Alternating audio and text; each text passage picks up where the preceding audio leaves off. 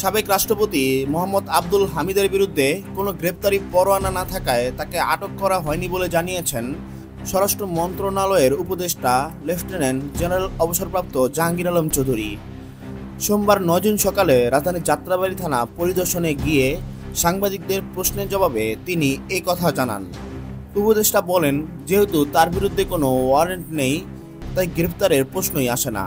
তবে যদি কোনো অপরাধ প্রমাণিত হয় তাহলে তার বিরুদ্ধে আইন অনুযায়ী ব্যবস্থা নেওয়া হবে।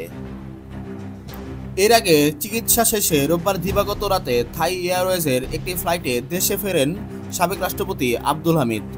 তিনি ব্যাংকক থেকে ঢাকার হজরত শাহজালাল আন্তর্জাতিক বিমানবন্দরে অবতরণ করেন।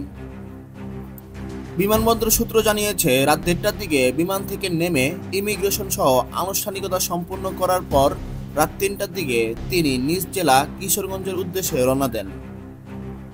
গত ৮ই মে চিকিৎসার জন্য ব্যাংককে গিয়েছিলেন আব্দুল হামিদ। সে সময় তার সঙ্গে ছিলেন ছেলে রিয়াদ আহমেদ ও শ্যালক ডক্টর AM নওশাদ।